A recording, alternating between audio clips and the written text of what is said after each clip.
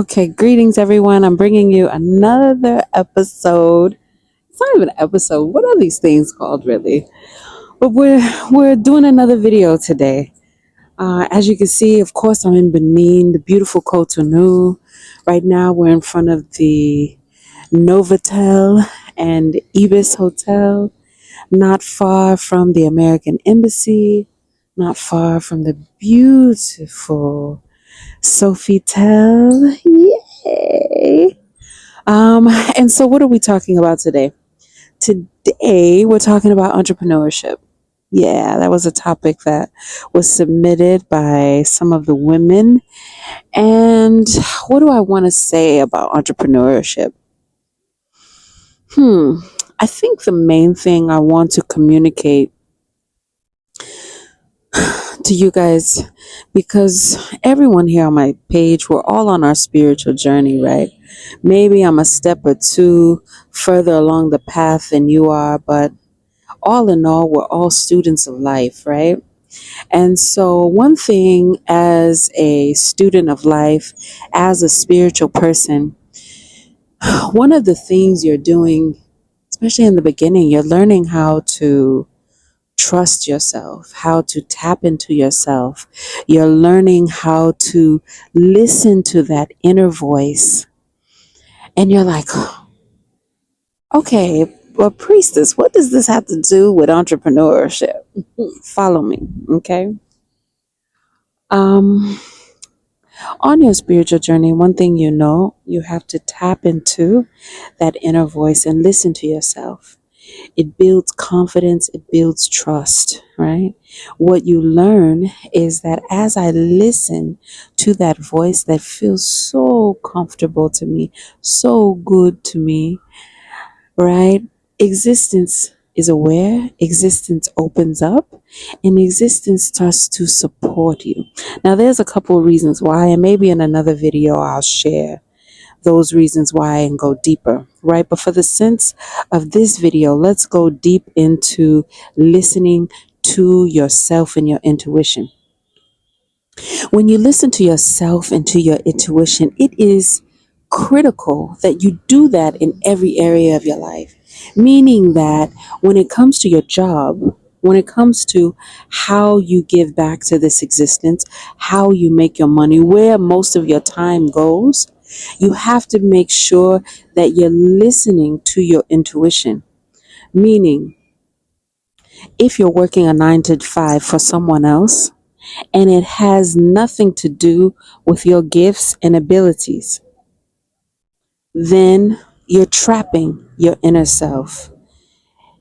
If you are a gifted musician, you are a talented artist, you are someone who should be painting or writing or I don't know, just creating in some way, you're creative. If you are stuck behind a desk, if you are doing anything that is not with that creative energy, you are stifled. You are not listening to your head spirit and you're not following your spiritual evolution. So, what am I saying? There's no way you can be on your 9 to 5 and really say you're committed to your spiritual journey. Maybe there's one exception, and I'll get to it later. But for the most part, a lot of us are working in places that have absolutely nothing to do with our gifts, talents, and abilities. We're just doing something to get a paycheck so that we can live and survive. That's not good. That's stifling who you are. So, what do you have to do? At some point, you're going to have to face the fact that I will trust my spirit, I will trust my ancestral way, I will trust my mind, and I will move forward with my gifts and abilities, and I will trust that they will feed me. I will trust that existence will give me exactly what I deserve based on my gifts and abilities. Now, this is you building a relationship between you and the invisible, right? This is where it becomes powerful. This is entrepreneurship. This is you taking your gifting, taking your creativity, and offering it to the world. First, before you offer it to the world, you perfect it, you refine it, you uplift it, you get it to a point to where someone appreciates it and wants to give you some exchange for it. They need what you have, right? Uh-huh. And so once you do that, then you offer it to the world. They will be asking you for it. Yeah. So this is how the entrepreneur is built. This is how the entrepreneurial starts. And right now, if you're working a job and you're not in the entrepreneurial space, you need to start with a creative hobby. You need to start with a side hustle. You need to do some type of outlet that will help you work in your creative space, right? I'm not saying put in your 2 week notice today and you don't have no backup plan and them babies need somewhere to live. Understand me? Because you're going to be like Ace Hood. Mama needs a house, baby needs some shoes. What that mean I got to do? I'm not trying to send nobody to the streets. Okay? But what I am saying is that you do have to show up for yourself. What I am saying is that you can no longer continue to sit back and say tomorrow, say, oh, it's good for her, but not for me. No, it's great for you as well. The thing, existence has so much. There's enough for me and there's enough for you. There's enough for you and there's enough for her. There's enough for her and there's enough for this one and that one. And existence is full and there's enough for everyone. Man, so don't think, oh, she made it, I can't make it. No, everybody can make it. Everybody can go viral. Everybody can become a millionaire. Everybody, come on.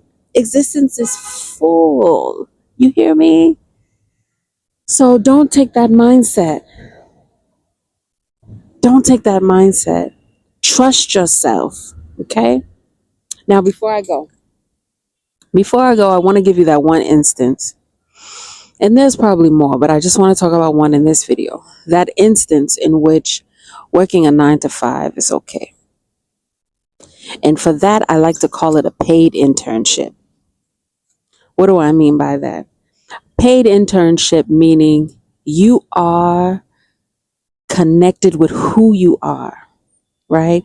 You know that you're creative. You know that you are, say you are a musician. Say it's meant for you to be a singer. It's meant for you to, yeah, be a singer. Let's just take that. Okay.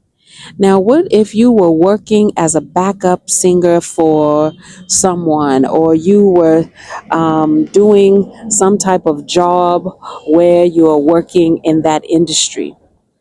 For you, you are refining your skills. You are growing your gifts and talents. You should be going to that job every day, trying to figure out what can I learn that can help me in my own practice?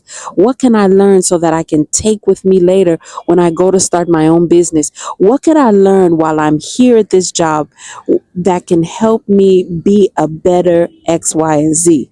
You understand? Now, in that instance, what your job then becomes is a paid internship.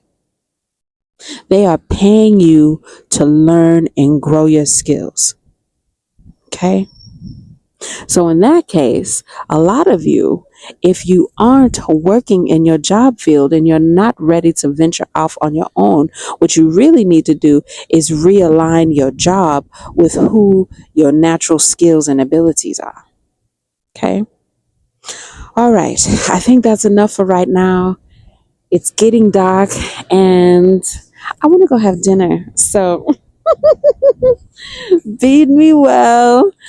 Farewell for now. I'm going to go enjoy myself in the hotel. Peace.